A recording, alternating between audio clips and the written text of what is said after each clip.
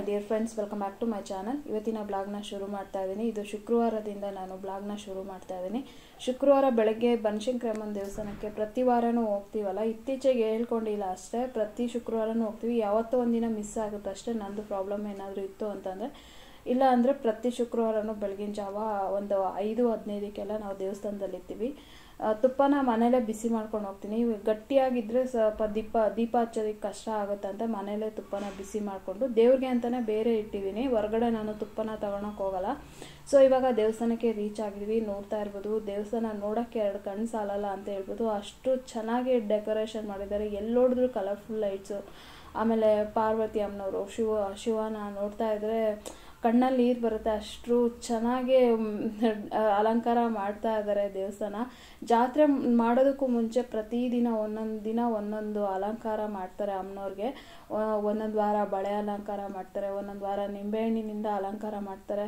ನಾವು ಶುಕ್ರವಾರ ಹೋಗಿದ್ದಿನ ಬಳೆ ಅಲಂಕಾರ ಮಾಡೋದಕ್ಕೆ ಎಲ್ಲ ರೆಡಿ ಮಾಡ್ತಾಯಿದ್ರು. 5 ಗಂಟೆಯಿಂದನೇ ಶುರು ಮಾಡ್ತಾರೆ. ಒಂದು ಬೆಳಗ್ಗೆ ರಾಹುಕಾಲ ಪೂಜೆ ಆಗೋಷ್ಟೊತ್ತಿಗೆ ಎಲ್ಲನೂ ರೆಡಿ ಮಾಡಿ ಇಟ್ಕೊಂಡ್ಬಿಡ್ತಾರೆ. ಸೊ ನಾವು ಹೋಗೋದೆಲ್ಲ ಅಭಿಷೇಕಕ್ಕಲ್ವ, ಹಾಗಾಗಿ ಬೆಳಗ್ಗೆನೇ ಎಲ್ಲ ಬಳೆ ಅಲಂಕಾರಕ್ಕೆ ರೆಡಿ ಮಾಡ್ತಾಯಿದ್ರು. ಮೊನ್ನೆ ಶುಕ್ರವಾರಕ್ಕೆ ನನಗೆ 9 ವಾರದ ದೀಪ ಹಚ್ಚಬೇಕಾಗಿತ್ತು. ಇದು 8ನೇ ವಾರದ ದೀಪ. ಮೊನ್ನೆ ಶುಕ್ರವಾರದ ವಿಡಿಯೋ ಮಾಡ್ಕೊಳಕ್ಕಾಗಲಿಲ್ಲ ಹಂಗೆ. ನೆಕ್ಸ್ಟ್ ಇದು ಸ್ಯಾಟರ್ಡೆ ಬೆಳಗ್ಗೆ ಒಂದು 6:45 ಅಷ್ಟೊತ್ತಿಗೆ ನಾನು ಬೆಳಗ್ಗೆ ಬೇಗನೆ ಎದ್ದಿದ್ದೆ. ಇವಾಗ ಬೆಳಗ್ಗೆ ಬೇಗ ಬೆಳಗಾಗಲ್ವಲ್ಲ, ಮನೆ ಒರೆಸೋದಕ್ಕೆ ಸ್ವಲ್ಪ ಕತ್ಲೆ ಇದ್ದರೆ ಚೆನ್ನಾಗಿರಲ್ಲ ಅಂಥೇಳಿ ಸ್ವಲ್ಪ ಒಂದು 5:45 ಹಂಗೆ ಇದ್ದೆ. ಶುಕ್ರವಾರ ಬೇರೆ ನಂಗೆ ಬೇಗ ಎದ್ದಿರ್ತೀವಲ್ಲ, ಸ್ವಲ್ಪ ನಿದ್ದೆ ಆಗಿರಲ್ಲ ಅಂಥೇಳಿ ಒಂಚೂರು ಲೇಟಾಗಿ ಎದ್ದೆ. ಒಂದು 5:45 ಎದ್ದೆ. ಬ್ರಷ್ ಮಾಡಿ ಕಾಫಿ ಎಲ್ಲ ಕುಡಿದು ಮತ್ತೆ ಕೆಳಗಡೆ ಎಲ್ಲ ನೀರು ಹಾಕಿ ರಂಗೋಲಿ ಹಾಕಿ ಇವಾಗ ಮೇಲ್ಗಡೆ ಬಂದಿದ್ದೀನಿ ಮನೆ ಒರೆಸೋಣ ಅಂತ. ಸೊ ಒಂದೇ ಸಲ ಮೇಲಿಂದ ಒರೆಸ್ಕೊಂಬರೋಣ ಅಂಥೇಳಿ ಮೇಲ್ಗಡೆ ಬಂದೆ. ಸೊ ನಾನು ಶಾಂಪು ಹಾಕಿ ಮನೆ ಒರೆಸ್ತಾ ಇದ್ದೀನಿ. ಶಾಂಪೂ ಆಲ್ಮೋಸ್ಟ್ ತುಂಬ ದಿನ ಆಯಿತು. ಕಾಲು ಗಾಯ ಆದಾಗಿಂದ ನಾನು ಹೊರಗಡೆ ಪ್ಯಾಕೆಟ್ಸು ಶಾಂಪೂನ ತರಲ್ಲ. ಸೊ ಆ ಶಾಂಪೂ ಹಾಕಿ ಒರೆಸಿದ್ರೆ ಮನೆ ನೀಟಾಗಿರುತ್ತೆ, ಮತ್ತು ಮನೆ ಕೂಡ ಘಮ ಅಂತ ಇರುತ್ತೆ. ಯಾವಾಗಲೂ ಮನೆ ಘಮ ಅನ್ನಬೇಕು. ಒಂಥರ ಕೆಟ್ಟ ವಾಸನೆ ಬಂದರೆ ಒಂದು ನೆಗೆಟಿವಿಟಿ ಅಂತ ಹೇಳ್ತಾರೆ. ಯಾವಾಗಲೂ ಘಮ ಅಂತ ಇದ್ದರೆ ಮನೆ ಪಾಸಿಟಿವ್ ಆಗಿ ಇರುತ್ತೆ ಅಂತ ಹೇಳ್ಬಿಟ್ಟು ಅಟ್ಲೀಸ್ಟು ಧೂಪನಾದರೂ ಹಚ್ಚಿದ್ರೆ ಮನೇಲಿ ಒಳ್ಳೇದಂತ ಹೇಳ್ತಾರೆ. ಹಾಗಾಗಿ ಯಾವಾಗಲೂ ಮನೆ ಕೆಲವರು ಕಂಫರ್ಟೆಲ್ಲ ಹಾಕಿ ಒರೆಸ್ತಾರೆ, ಕೆಲವರು ಅದೊಂದು ಸ್ವಲ್ಪ ಜಿಡ್ಡು ಬರುತ್ತೆ. ಹಾಗಾಗಿ ನಾನು ಜಾಸ್ತಿ ಕಂಫರ್ಟ್ನೆಲ್ಲ ಯೂಸ್ ಮಾಡಲ್ಲ. ಸೊ ಫ್ಲೋರ್ಗೆಲ್ಲ ಒಂಥರ ಸೈಡ್, ಇವಾಗ ಸ್ಟೇರ್ ಕೇಸ್ ನೀವು ನೋಡ್ತಾ ಇರ್ಬೋದು, ಆ ಗ್ಲಾಸ್ ಸೈಡಲ್ಲೆಲ್ಲ ನಾವು ಜಸ್ಟ್ ಮಾಪಿಂದ ಹಿಂಗೆ ಅಂತಿರ್ತೀವಲ್ಲ, ಅಲ್ಲೊಂಥರ ಜಿಡ್ಡು ರೀತಿ ಕೂತಿರುತ್ತೆ. ಲಿಕ್ವಿಡ್ಗಳಲ್ಲಿ ಕೂಡ ಸ್ವಲ್ಪ ಆಯಿಲ್ ಕಂಟೆಂಟ್ ಇರುತ್ತೆ, ಅದಕ್ಕೋಸ್ಕರ ಸ್ವಲ್ಪ ಲೈಟಾಗಿ ಜಿಡ್ಡು ಥರ ಆಗುತ್ತೆ. ಇನ್ನು ಕಂಫರ್ಟಲ್ಲಿ ಜಿಡ್ಡಿನಂಶ ಇದ್ದೇ ಇರುತ್ತೆ. ನಾವು ವಾಷಿಂಗ್ ಮಿಷನ್ದು ಕ್ಲೀನ್ ಮಾಡುವಾಗ ಬಾಕ್ಸ್ ನೋಡ್ಬೋದು ನೀವು, ಯಾವ ಥರ ಒಂಥರ ಬೆಣ್ಣೆ ಥರ ಕಚ್ಕೊಂಡಿರುತ್ತೆ. ಸೊ ಹಾಗೆ ಕಂಫರ್ಟಲ್ಲಿ ಸ್ವಲ್ಪ ಆಯಿಲ್ ಕಂಟೆಂಟ್ ಇರುತ್ತೆ. ಅದಕ್ಕೋಸ್ಕರ ನಾನು ಅದನ್ನ ಹಾಕಲ್ಲ, ಶಾಂಪೂ ಹಾಕಿ ಒರೆಸ್ತೀನಿ, ಇಲ್ಲಾಂದರೆ ಲಿಕ್ವಿಡ್ನ ಹಾಕಿ ಒರೆಸ್ತಾ ಇರ್ತೀನಿ. ಇನ್ನು ನೆಕ್ಸ್ಟು ಮೇಲಿಂದ ಸ್ಟೇರ್ ಕೇಸ್ನ ಒಂದು 15 ದಿನಕ್ಕೆ ಒಂದ್ಸಲ ಬಟ್ಟೆನಲ್ಲೇ ಒರೆಸ್ಕೊಂಬರ್ತೀನಿ. ಇನ್ನು ಉಳಿದಂತೆ ಎಲ್ಲ ಮಾಪಲ್ಲೇ ಒರೆಸ್ಕೊಂಬಂದ್ಬಿಡ್ತೀನಿ. ಇನ್ನು ಕೆಳಗಡೆ ಬಂದು ಇವಾಗ ಫಸ್ಟು ಗಿಡಗಳಿಗೆಲ್ಲ ನೀರು ಹಾಕ್ತೀನಿ ಕೆಳಗಡೆ ಒರೆಸೋದಕ್ಕೂ ಮುಂಚೆ. ಇನ್ನು ಎಕ್ಸ್ಟ್ರಾ ವಾಟರೆಲ್ಲ ಈ ಕಡೆ ಬಂದುಬಿಟ್ರೆ ನನಗೆ ಮನೆ ಒರೆಸ್ಕೊಳ್ಳೋದಕ್ಕೆ ಈಸಿ ಆಗುತ್ತೆ ಅಂತ. ಮನೆಯೆಲ್ಲ ಒರೆಸಿದ್ಮೇಲೆ ಗಿಡಗಳಿಗೆ ನೀರು ಹಾಕಿದ್ರೆ ಅದು ಹರ್ಕೊಂಬಂದಿರುತ್ತಲ್ಲ, ಅದು ಫ್ಲೋರ್ ಮೇಲೆ ಹಂಗೆ ಕಾಣಿಸ್ತಾ ಇರುತ್ತೆ. ಅದಕ್ಕೋಸ್ಕರ ನನಗೆ ಇಷ್ಟ ಆಗಲ್ಲ. ಮತ್ತು ಗ್ಲಾಸು ಕೂಡ ಅಷ್ಟೇ, ಶನಿವಾರ ಗ್ಲಾಸುಗಳು ಕೂಡ ನಾನು ಬಾಲ್ಕನಿದೆಲ್ಲ ಒರೆಸ್ಕೊತೀನಿ. ಅವಾಗೆಲ್ಲ ವಾರಕ್ಕೊಂದ್ಸಲ ಒರೆಸ್ತಾ ಇದ್ದೆ. ಇವಾಗಂತೂ ಕೆಲಸಗಳು ಮಾಡಿ ಜಾಸ್ತಿ ಅನಿಸ್ತಾ ಇದೆ. ಅದಕ್ಕೋಸ್ಕರ 15 ದಿನಕ್ಕೊಂದ್ಸಲ ಮಾಡ್ಕೊಂಡಿದ್ದೀನಿ. ಎಷ್ಟು ಮಾಡಿದ್ರೂ ಧೂಳು ಬಂದೇ ಬರುತ್ತಲ್ವ, ಅದಕ್ಕೋಸ್ಕರ 15 ದಿನಕ್ಕೊಂದ್ಸಲ ಕ್ಲೀನ್ ಮಾಡ್ಕೊಳ್ಳೋಣ ಅಂತೇಳಿ ಸುಮ್ಮನಾಗಿದ್ದೀನಿ. ಮತ್ತು ಒಬ್ಬರು ಮೊನ್ನೆ ಕಮೆಂಟ್ ಮಾಡಿದರು, ಮುರಳಿ ಅಂತ ಅಂದ್ಬಿಟ್ಟು, ವಿಡಿಯೋದಲ್ಲಿ ಏನು ಮೆಸೇಜ್ ಇಲ್ಲ ಅಂತ ಅಂದ್ಬಿಟ್ಟು. ವಿಡಿಯೋದಲ್ಲಿ ಮೆಸೇಜ್ ಇಲ್ದೇ ಯೂಟ್ಯೂಬರು ರೆಕಮೆಂಡೇಷನ್ಗೆ ಹೋಗಲ್ಲ. ಮೊನ್ನೆ ವಿಡಿಯೋದಲ್ಲಿ ಮೇ ಬಿ ರೆಕಮೆಂಡೇಷನ್ಗೆ ತಗೊಂಡೋಗಿದ್ದಾರೆ ಅಂತಂದರೆ ಏನೋ ನಾನು ಅಂದರೆ ಮೆಸೇಜ್ ಕೊಟ್ಟಿದ್ದೀನಿ ಅಂತಲೇ ಅವ್ರು ತಗೊಂಡೋಗಿರೋದು. ಮೆಸೇಜ್ ಇಲ್ಲ ಅಂದರೆ ಪಕ್ಕ ಅವರು ರೆಕಮೆಂಡ್ ಮಾಡಲ್ಲ ವಿಡಿಯೋ. ಸೊ ಮೊನ್ನೆ ವಿಡಿಯೋದಲ್ಲಿ ನಾನು ಹೇಳಿದ್ದೀನಿ, ಆವಾಗ ಮನೆ ಕೆಲಸದವರೆಲ್ಲ ಎಷ್ಟು ತಗೊತಾ ಇದ್ರು. ನಿಜವಾಗ್ಲೂ ಅವಾಗ ಮನೆ ಕೆಲಸ ಮಾಡೋರು ಆನೆಸ್ಟಾಗಿ ಎಷ್ಟು ಚೆನ್ನಾಗಿ ಕ್ಲೀನ್ ಮಾಡ್ತಿದ್ರು ಗೊತ್ತಾ. ಯಾವತ್ತಾದ್ರೂ ನಮ್ಮ ಅಮ್ಮ ಬಂದಾಗ ಬೇಕಾದ್ರೆ ನಾನು ಒಂದ್ಸಲ ಕೇಳಿಸ್ತೀನಿ, ನೀವೇ ನೋಡ್ಬೋದು. ಒಂದಿಬ್ಬರು ಬರ್ತಿದ್ರು. ಮೊದಲು ಒಂದು ಸಿದ್ವೀರಪ್ಪ ಬಡಾವಣೆಯಲ್ಲಿ ಇದ್ವಿ. ಆವಾಗ ಒಬ್ಬರ ಚಿಕ್ಕ ವಯಸ್ಸವರೇ ಬರ್ತಿದ್ರು. ಅಂದರೆ ಒಂದು ಇವಾಗ ನಾನು ನನ್ನ ಏಜ್ ಇದೆಯಲ್ಲ, ಆ ಏಜಲ್ಲಿ ಇದ್ದಾಗ ಬರ್ತಿದ್ರು ಒಬ್ಬರು. ಅದಾದಮೇಲೆ ಮತ್ತೆ ಇನ್ನೊಂದು ಬಡಾವಣೆ ಇದೆ, ಯಾವುದೋ ಬಡಾವಣೆ ನಂಗೆ ಅಷ್ಟು ನೆನಪು ಹೋಗಿದೆ. ಅಲ್ಲಿ ಒಬ್ಬರು ಅಜ್ಜಿ ಬರ್ತಿದ್ರು. ಅಂದರೆ ಅಜ್ಜಿ ಮೀನ್ಸ್ ಒಂದು 45-50 ಇಯರ್ಸ್ ಏನೋ, 45-48 ಇಯರ್ಸ್ ಆಗಿತ್ತೇನೋ. ಆ ಆಂಟಿ ಬರ್ತಿದ್ರು. ಎಷ್ಟು ಚೆನ್ನಾಗಿ ಕ್ಲೀನ್ ಮಾಡ್ತಿದ್ರು ಗೊತ್ತಾ. ಅವಾಗೆಲ್ಲ ದುಡ್ಡಿಗೆ ಇಂಪಾರ್ಟೆಂಟೇ ಕೊಡ್ತಾ ಇರಲಿಲ್ಲ ಜನ. ಸೊ ಅದೊಂದು ಎಷ್ಟು ಕೊಡ್ತಾ ಇದ್ದೆ ಅವಾಗ ಅನ್ನೋದು ಅದೊಂದು ಮೆಸೇಜ್ ಕೊಟ್ಟಿದ್ದೀನಿ. ಮತ್ತು ನಾನು ನನ್ನ ಮಕ್ಕಳು ಚಿಕ್ಕವರಿದ್ದಾಗ ನನ್ನ ರೊಟೀನ್ ಯಾವ ಥರ ಇರ್ತಿತ್ತು ಅಂತ ಕೂಡ ನಾನು ಮೆಸೇಜ್ ಕೊಟ್ಟಿದ್ದೀನಿ. ಅದರಿಂದ ಆ ವಿಡಿಯೋ ರೆಕಮೆಂಡ್ ಆಗಿದೆ. ಏನೂ ಇಲ್ಲ ಅಂದರೆ ನಿಜವಾಗ್ಲೂ ಯೂಟ್ಯೂಬರ್ ರೆಕಮೆಂಡ್ ಮಾಡಲ್ಲ, ಇದ್ದರೆ ಅಂತೂ ರೆಕಮೆಂಡ್ ಮಾಡ್ತಾರೆ. ಸೊ ನೀವು ಕಮೆಂಟ್ ಮಾಡಿದ್ರಲ್ಲ ಈ ವಿಡಿಯೋದಲ್ಲಿ ಏನೂ ಮೆಸೇಜ್ ಇಲ್ಲ ಅಂತ ಅಂದ್ಬಿಟ್ಟು, ಇವ್ರು ಯಾವಾಗಲೂ ಹಾಗೇ ಎಲ್ಲಾದರೂ ಯಾವಾಗಲೂ ಕೆಲಸ ಮಾಡ್ತಾ ನಾನು ಮೆಸೇಜ್ ಕೊಟ್ಟರೆ ಮಾತ್ರ ಸುಮ್ಮನೆ ಇರ್ತಾರೆ. ಇಲ್ಲ ಎಲ್ಲರೂ ಹೊರಗಡೆ ಪುಣ್ಯಕ್ಷೇತ್ರಗಳಿಗೆ ಹೋದಾಗ ಅಥವಾ ಎಲ್ಲರೂ ಹೋದಾಗ ವಿಡಿಯೋ ಹಾಕಿದಾಗ ಏನೂ ಮೆಸೇಜೇ ಕೊಟ್ಟಿಲ್ಲ ಅಂತ ಹೇಳ್ಬಿಟ್ಟು ಕಮೆಂಟ್ ಮಾಡ್ತಾ ಇರ್ತಾರೆ. ನೀವು ಹೇಳೋದು ಕರೆಕ್ಟು, ಮೆಸೇಜ್ ಕೊಟ್ರೇ ಒಂದು ವಿಡಿಯೋಗೆ ಒಂದು ಅರ್ಥ ಅಂತ ಅನ್ಸ್ಕೊಳ್ಳೋದು ಅಲ್ವಾ. ಸೊ ನನಗೂ ಕೂಡ ಸುಮ್ಮನೆ ವಿಡಿಯೋ ಹಾಕೋದಕ್ಕೆ ಇಷ್ಟ ಇರಲ್ಲ. ಏನಾದರೂ ಒಂದು ಮೆಸೇಜ್ ಕೊಟ್ಟರೆ ನಮಗೂ ಕೂಡ ಸಮಾಧಾನ. ಓಕೆ, ಇನ್ನು ನಾನಿಲ್ಲಿ ಬದನೆಕಾಯಿ ಸಾಂಬಾರು 1-2 ಸಲ ವಿಡಿಯೋದಲ್ಲಿ ಜಸ್ಟ್ ತೋರಿಸಿದ್ದೆ. ಆ ಸಾರು ಹೇಗೆ ಮಾಡ್ತೀಯ ತೋರಿಸು ಪದ್ಮ ಅಂತ ಹೇಳ್ಬಿಟ್ಟು ಅನುಷಾ ಅಕ್ಕ ಅವರು ಬಾಂಬೆಯಿಂದ ಕೇಳಿದರು. ಹಾಗಾಗಿ ಇವತ್ತು ಆ ಸಾರು ಹೇಗೆ ಮಾಡ್ತೀನಿ ಅನ್ನೋದು ವಿಡಿಯೋದಲ್ಲಿ ಶೇರ್ ಮಾಡ್ತಾ ಇದ್ದೀನಿ. ಇಲ್ಲಿ ಇದೆಲ್ಲ ರುಬ್ಬೋದಕ್ಕೆ ತೊಗೊಂಡಿದ್ದೀನಿ. ಸೊ ಮಧ್ಯದಲ್ಲಿ ಒಂದು ಪುಡಿ ಕಾಣಿಸ್ತಾ ಇದೆಯಲ್ಲ, ಅದು ತುಂಬಾ ಇಂಪಾರ್ಟೆಂಟು. ಇದು ಚಕ್ಕೆ, ಲವಂಗ, ಗಸಗಸೆ ಈ 3ನ್ನ ಹಾಕ್ಬಿಟ್ಟು 1-2 ಚಕ್ಕೆ, ನಾನು ಜಾಸ್ತಿನೇ ಪೌಡ್ರ್ ಮಾಡಿ ಇಟ್ಕೊಂಡಿರ್ತೀನಿ. ನನಗೆ ಅದು ಬೇಕು. ನಾನ್ ವೆಜ್ಗೆಲ್ಲ ನಾವು ಇದೇ ಮಸಾಲೆನೇ ಹಾಕೋದು. ಬದನೆಕಾಯಿ ಸಾಂಬಾರ್ಗಾಗಿರ್ಬೋದು, ಅವರೆಕಾಳು ಸಾಂಬಾರ್ಗಾಗಿರ್ಬೋದು, ಮತ್ತು ಚಪ್ಪರದ ಅವರೆಕಾಯಿ ಸಾಂಬಾರ್ಗಾಗಿರ್ಬೋದು, ಮತ್ತು ಈ ಥರ ಬದನೆಕಾಯಿ ಸಾರಿಗೂ ಎಲ್ಲದಕ್ಕೂ ನಾನು ಈ ಪೌಡ್ರನ್ನ ಹಾಕ್ತೀನಿ. ಪುಡಿ ಚಕ್ಕೆ, ಲವಂಗ, ಗಸಗಸೆ 3ನ್ನ ಪುಡಿ ಮಾಡ್ಕೊಂಡು ಇಟ್ಕೊಂಡಿರ್ತೀನಿ. ಸಾರಿಗೆ ಎಷ್ಟು ಬೇಕೋ ಅಷ್ಟು ಒಂದು ಅರ್ಧ ಸ್ಪೂನ್ ಅಷ್ಟು ಹಾಕ್ಕೊಂಡಿರ್ತೀನಿ. ಇಲ್ಲಿ ನಾನು ಕಾಯಿ ತುರಿ, ಅಚ್ಕಾರದ ಪುಡಿ, ಧನಿಯಾ ಪುಡಿ, ಮತ್ತು ಟೊಮೆಟೊ ಒಂದು, ಮತ್ತು ಕೊತ್ತಂಬರಿ ಸೊಪ್ಪು, ಚಕ್ಕೆ, ಲವಂಗ, ಗಸಗಸೆ ಅದು ಪೌಡ್ರ್ ಮಾಡ್ಕೊಂಡಿದ್ನಲ್ಲ ಅದು, ಇದೆಲ್ಲನೂ ಸೇರಿಸ್ಕೊಂಡು ಮತ್ತು ಉಪ್ಪು ಕೂಡ ಹಾಕಿ ರುಬ್ಕೊಳ್ಳೋಕೆ ಉಪ್ಪು ಕೂಡ ಹಾಕ್ಕೊಂಡಿದ್ದೀನಿ. ಮತ್ತು ಕಡಲೆಕಾಯಿ ಬೀಜ ನಿಮಗೆ ಇಷ್ಟ ಇದ್ದರೆ ಹಾಕ್ಕೊಳ್ಳಿ, ಇಲ್ಲದೆ ಇದ್ದರೆ ಬೇಡ. ಇದು ನಮ್ಮ ಅಜ್ಜಿ ಹಾಕ್ತಾಯಿದ್ರು, ಅದಕ್ಕೋಸ್ಕರ ನಾನು ಸ್ವಲ್ಪ ಕಡಲೆಕಾಯಿನ ಹುರಿದು ಅದು ಸಿಪ್ಪೆ ತೆಗೆದು ರುಬ್ಬೋದಕ್ಕೆ ಹಾಕ್ತೀನಿ. ನಿಮ್ಗೆ ಇಷ್ಟ ಇಲ್ಲ ಅಂದರೆ ಅದನ್ನ ಸ್ಕಿಪ್ ಮಾಡ್ಕೊಬೋದು. ನಮ್ಮ ಮನೇಲಿ ಮಾಡೋ ಥರ ನಾನು ತೋರಿಸ್ತಾ ಇದ್ದೀನಿ ಅಷ್ಟೇ. ಈ ಮಸಾಲೆ ನಾವು ಅದೇ ಆವಾಗಲೇ ಹೇಳ್ದಂಗೆ ಮೊನ್ನೆ ಒಬ್ಬರು ಕೂಡ ಕೇಳ್ತಾ ಇದ್ರಿ, ನೀವು ಯಾವ ಮಸಾಲೆ ಹಾಕ್ತೀರಾ ತೋರಿಸಿ ಪದ್ಮ ಅಂತ. ಇದೇ ಮಸಾಲೆನೇ ಎಲ್ಲ ಸಾರಿಗೂ ಇವಾಗ ಹೇಳ್ದಂಗೆ ಬದನೆಕಾಯಿ ಸಾಂಬಾರು, ಅವರೆಕಾಳು ಸಾಂಬಾರು, ನಾನ್ ವೆಜ್ಗೆ ಎಲ್ಲದಕ್ಕೂ ಇದೇ ಮಸಾಲೆನ ನಾವು ರುಬ್ಬಿ ಹಾಕೋದು. ಸೊ ಇವಾಗ ರುಬ್ಕೊಂಡ್ಬಂದಿದ್ದೀನಿ. ರುಬ್ಬಿರೋ ಮಸಾಲೆಗೆ ಈ ಥರ ನಾವು ಎಣ್ಣೆ ಕಾಯಿಸಿ ಹಾಕಲ್ಲ ಈ ಸಾಂಬಾರಿಗೆ ಮಾತ್ರ. ಜಾಸ್ತಿ ನೀರು ಹಾಕದೆ ರುಬ್ಬೇಕು. ಇದನ್ನ ನೀರಾಗಿ ಮಾಡ್ಕೋಬಾರ್ದು ಮಸಾಲೆನ. ಸೊ ಗಟ್ಟಿಯಾಗಿ ರುಬ್ಕೊಬೇಕು. ರುಬ್ಕೊಂಡಾದ್ಮೇಲೆ ಒಂದು ಚೌಟಷ್ಟು ಎಣ್ಣೆನ ಹಾಕ್ಕೊತಾ ಇದ್ದೀನಿ. ಸ್ವಲ್ಪ ಎಣ್ಣೆ, ಬದನೆಕಾಯಿ ಸಾಂಬಾರು ಅಂದರೆ ಸ್ವಲ್ಪ ಎಣ್ಣೆ ಜಾಸ್ತಿ ಇರಬೇಕು. ಸೊ ನಾನು ಸಾರು ಮಾಡಿದಾಗ ತೋರಿಸ್ತೀನಿ, ಎಣ್ಣೆನೇ ಕಾಣಿಸಲ್ಲ, ಅಷ್ಟು ಹಿಡಿಯುತ್ತೆ ಈ ಎಣ್ಣೆ. ಸೊ ಇವಾಗ ಬದನೆಕಾಯಿನ ತುಂಬು ಕಟ್ ಮಾಡಿ ಇಟ್ಕೊಂಡಿದ್ದೆ.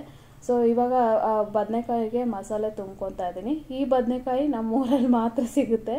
ಸಮ್ಟೈಮ್ಸ್ ಇಲ್ಲಿ ಬೆಂಗಳೂರಲ್ಲಿ ಬನಶಂಕರಿ ಮಾರ್ಕೆಟಲ್ಲಿ ನೋಡಿದ್ದೀನಿ ನಾನು. ಸೊ ಈ ಬದನೆಕಾಯಿ ನಮ್ಮೂರ ಕಡೆ ಅಂತೂ ಇದೇ ಬದನೆಕಾಯಿನೇ ಮಾರೋದವರು. ಸೊ ಅಲ್ಲಿಂದನೇ ತೊಗೊಂಬಂದಿದ್ವಲ್ಲ, ಸೊ ಹಾಗಾಗಿ ಮಾಡಿ ವಿಡಿಯೋ ಮಾಡೋಣ ಅಂಥೇಳಿ ಮಾಡ್ಕೊಂಡಿದ್ದೀನಿ. ಸೊ ಇವಾಗ ಮಸಾಲೆ ಎಲ್ಲ ತುಂಬಿದ್ದೀನಿ. ಉಳಿದಿರೋ ಮಸಾಲೆ ಅದ್ರ ಮೇಲೆ ಹಾಕ್ಬಿಟ್ಟು ನೀರು ಸುಮಾರು ಒಂದು 4 ಜನಕ್ಕೆ ಸಾರು ಮಾಡ್ತಾ ಇದೀವಿ ಅಂದರೆ 1 ಲೀಟ್ರ್ ನೀರು ಹಾಕ್ಬೇಕಲ್ಲ. ಸೊ ಮಿಕ್ಸಿ ಜಾರೆಲ್ಲ ತೊಳೆದು ಇವಾಗ ಇಟ್ಟಿದ್ದೀನಿ. ಉಪ್ಪು ನಾವು ರುಬ್ಬೋದಕ್ಕೆ ಹಾಕಿದ್ವಲ್ಲ, ಉಪ್ಪು ಹಾಕೋ ನೆಸೆಸಿಟಿ ಇರಲ್ಲ. ಸೊ ಸಣ್ಣ ಒಲೆ ಮೇಲೆ ಇಟ್ಟಿದ್ದೀನಿ. ಜಾಸ್ತಿ ದೊಡ್ಡ ಒಲೆ ಮೇಲೆ ಇಟ್ಬಿಟ್ರೆ ಬದನೆಕಾಯಿ ಬೇಯಲ್ಲ, ಮಸಾಲೆ ಬೇಗ ಗಟ್ಟಿ ಆಗುತ್ತೆ ಅಂತ ಚಿಕ್ಕ ಒಲೆ ಮೇಲೇ ಇಟ್ಬಿಟ್ಟು ನಾನು ಕುದಿಸ್ಕೊತಾ ಇದ್ದೀನಿ. ಸೊ ಪ್ಲೇಟ್ ಮುಚ್ಚಿ ಬೇಯಿಸ್ಬೇಕು, ಆವಾಗ ಬೇಗ ಬದನೆಕಾಯಿ ಸಾಫ್ಟ್ ಆಗುತ್ತೆ. ಇಲ್ಲಾಂದರೆ ಪ್ಲೇಟ್ ಮುಚ್ಚದೇನೆ ಹಾಗೆ ನಾವು ಸಾರು ಮಾಡ್ತು ಅಂತಂದರೆ ಮಸಾಲೆ ಎಲ್ಲ ಗಟ್ಟಿಯಾಗುತ್ತೆ, ಬದನೆಕಾಯಿನ ಗಟ್ಟಿಯಾಗಿರಲ್ಲ. ಅದಕ್ಕೋಸ್ಕರ ಪ್ಲೇಟ್ ಮುಚ್ಚಿಬಿಟ್ಟು ಅಂದರೆ ಮೀಡಿಯಮ್ ಫ್ಲೇಮಲ್ಲಿ ನಾನು ಸಾರನ್ನ ಮಾಡ್ಕೊತಾ ಇದ್ದೀನಿ. ಇನ್ನು ಸಾರು ಆ ಕಡೆ ಆಗ್ತಾ ಇದೆ. ಇವಾಗ ಚಳಿಗಾಲ ಆಗಿರೋದ್ರಿಂದ ಕೂದಲೆಲ್ಲ ಒಂಥರ ಡ್ರೈ ಅನ್ನಿಸ್ತಾ ಇರುತ್ತೆ. ಹಾಗಾಗಿ ಮತ್ತು ಇದು ಡ್ಯಾಂಡ್ರಫ್ ಕೂಡ ಇರುತ್ತಲ್ವ. ಸೊ ಈ ಏರ್ ಯಾವಾಗ ಡ್ರೈ ಆಗುತ್ತೋ ಆವಾಗ ಡ್ಯಾಂಡ್ರಫ್ ಕೂಡ ಬರುತ್ತೆ. ಅದಕ್ಕೋಸ್ಕರ ಮನೇಲಿ ಅಲೋವೆರಾ ಜೆಲ್ ಮಾಡ್ಕೊಂಡು ಹಚ್ಕೊಳ್ಳೋಣ ಅಂತೇಳಿ ಅಲೋವೆರಾನ ಕಿತ್ಕೊಂಡ್ಬಂದಿದ್ದೀನಿ. ಅಲೋವೆರಾನ ಇವಾಗ ಅದೇನು ಜೆಲ್ ಇರುತ್ತಲ್ಲ ಅದನ್ನ ತೆಗೆದ್ಬಿಟ್ಟು ಮಿಕ್ಸಿ ಜಾರ್ಗೆ ಹಾಕ್ಕೊತಾ ಇದ್ದೀನಿ. ಇದಕ್ಕೆ ವಿಟಮಿನ್ ಎ ಕ್ಯಾಪ್ಸೂಲ್ಸ್ ಕೂಡ ಹಾಕ್ಕೊಬೋದು. ನಾನು ಅದನ್ನೆಲ್ಲ ಏನೂ ಆಗೋಕ್ಕೆ ಹೋಗಿಲ್ಲ. ಸೊ ಬರೀ ಅಲೋವೆರಾ ಜೆಲ್ನ ಹಾಕಿ ರುಬ್ಬಿ ಹಚ್ಕೊಂಡು ಸ್ನಾನ ಮಾಡಿದೆ. ಎಷ್ಟು ಚೆನ್ನಾಗಿ ನಾವು ಸ್ನಾನ ಮಾಡಿದ್ಮೇಲೆ ಸೀರಮ್ ಎಲ್ಲ ಅಪ್ಲೈ ಮಾಡ್ತಾರಲ್ಲ, ಇದಕ್ಕೆ ನಾವು ಇದನ್ನ ಹಚ್ಕೊಂಡು ಸ್ನಾನ ಮಾಡಿದ್ರೆ ಸೀರಮ್ ಹಚ್ಚೋ ನೆಸೆಸಿಟಿನೇ ಇರಲ್ಲ. ಅಷ್ಟು ಚೆನ್ನಾಗಿ ಸಾಫ್ಟಾಗಿರುತ್ತೆ ಮತ್ತು ಏರ್ ಫಾಲ್ ಕೂಡ ಆಗಲ್ಲ ಮತ್ತು ಡ್ಯಾಂಡ್ರಫ್ ಕೂಡ ಇರಲ್ಲ.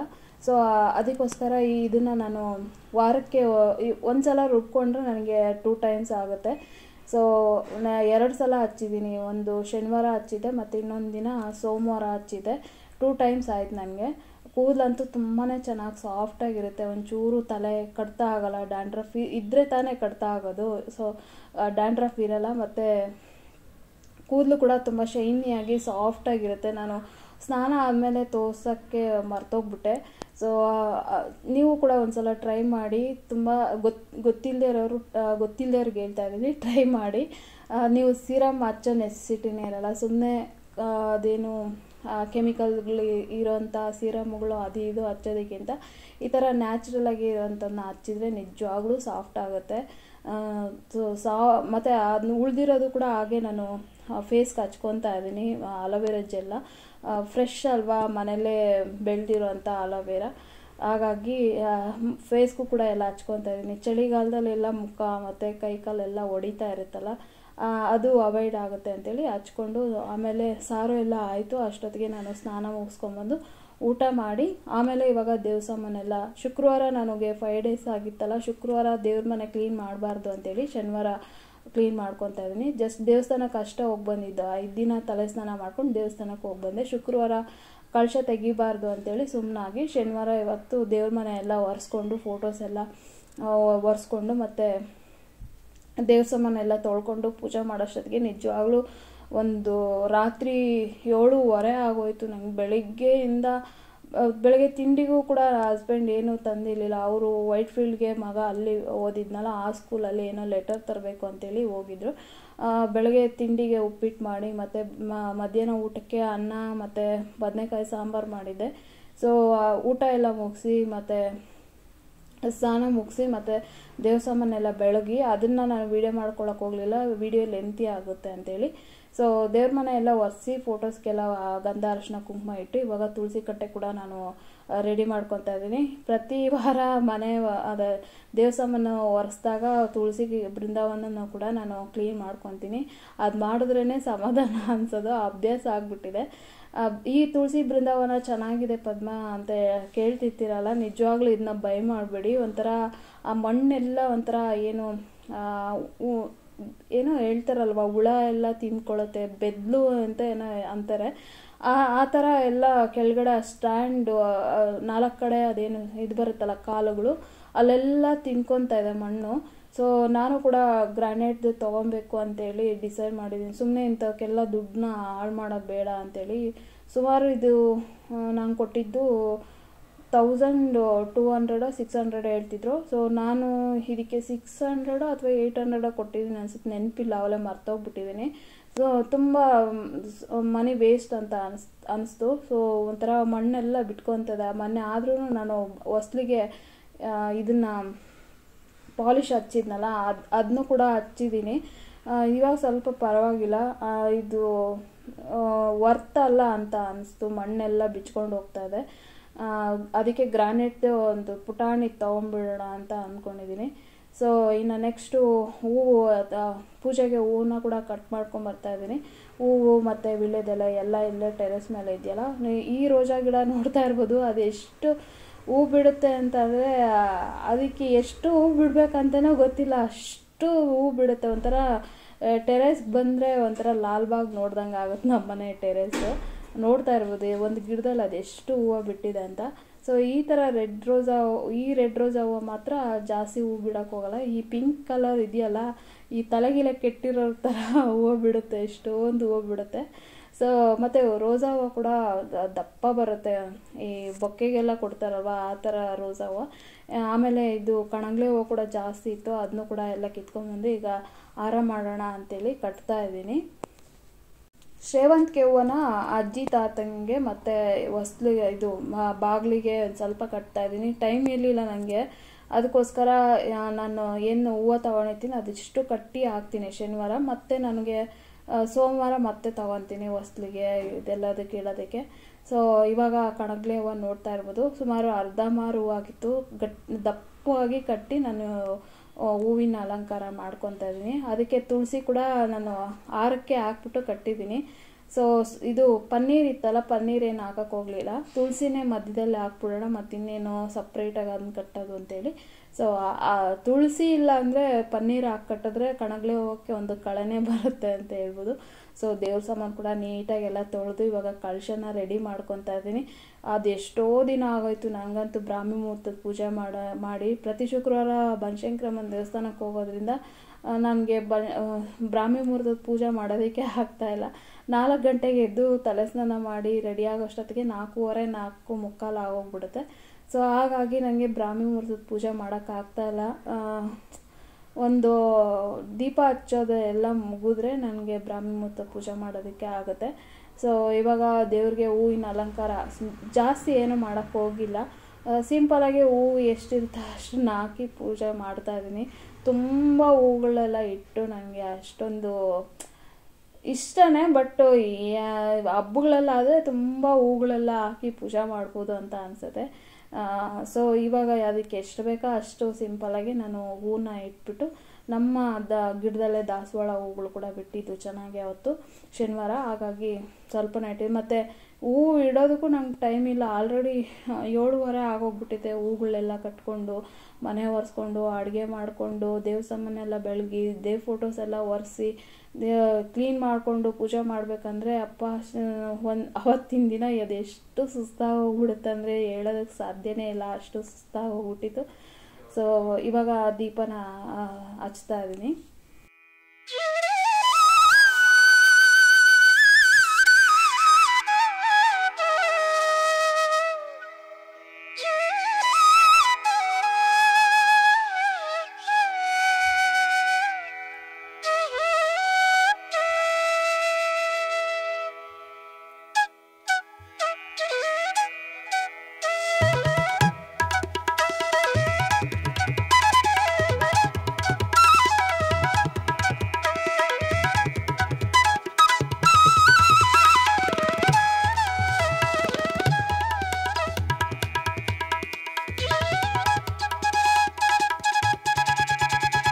ತಲೆಗೆ ಹೂವು ಮುಡ್ಕೊಳ್ಳೋದು ಕೂಡ ಮರ್ತೋಗ್ಬಿಟ್ಟಿದ್ದೀನಿ, ಅಷ್ಟು ಟೆನ್ಷನೆಲ್ಲ ಇದ್ದೆ. ನನಗೆ ಟೈಮ್ ಸರಿಯಾಗಿ ಪೂಜೆ ಮಾಡಿಬಿಡ್ಬೇಕಿಲ್ಲ ಅಂದರೆ ಒಂಥರ ಟೆನ್ಷನ್ ಶುರು ಆಗ್ಬಿಡುತ್ತೆ. ಒಂದು 6:15 ಒಳಗಡೆ ದೀಪ ಹಚ್ಬಿಡ್ಬೇಕು ನನಗೆ, ಇಲ್ಲಾಂದರೆ ಒಂಥರ ಟೆನ್ಷನ್ ಶುರು ಆಗ್ಬಿಡುತ್ತೆ.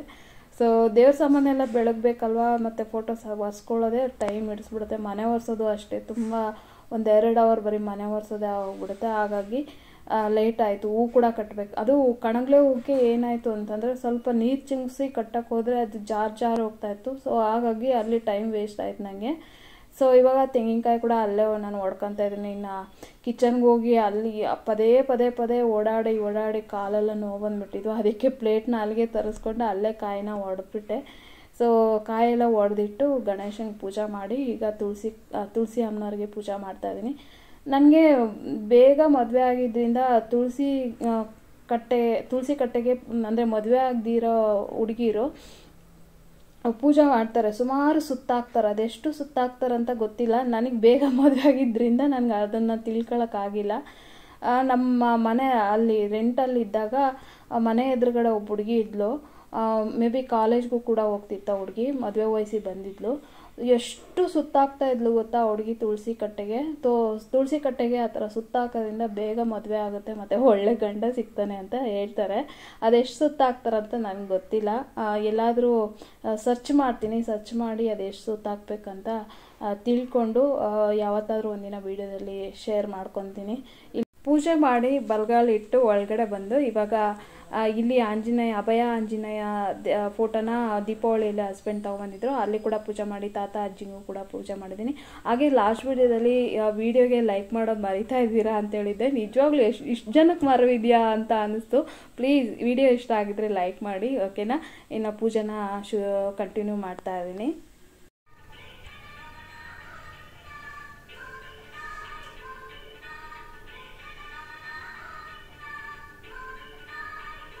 ಸೊ ಇನ್ನು ನೈಟ್ ಊಟಕ್ಕೆ ಚಪಾತಿ ಮತ್ತು ಬದನೆಕಾಯಿ ಸಾರು ಮಧ್ಯಾಹ್ನ ಮಾಡಿದ್ದಿತ್ತಲ್ಲ, ಸೊ ಅದಕ್ಕೆ ಚಪಾತಿ ಮಾಡಿ ಬೆಂಡೆಕಾಯಿ ಪಲ್ಯ ಮಾಡಿದ್ದೆ. ಸೊ ಇದಾಗಿತ್ತು ಫ್ರೆಂಡ್ಸ್ ಇವತ್ತಿನ ವಿಡಿಯೋ ಇಷ್ಟ ಆಗಿದೆ like share comment and subscribe to my channel. Thank you for watching my video. Next video ಸಿಗೋಣ. ಅಲ್ವರ್ಬ ಬಾಯ್.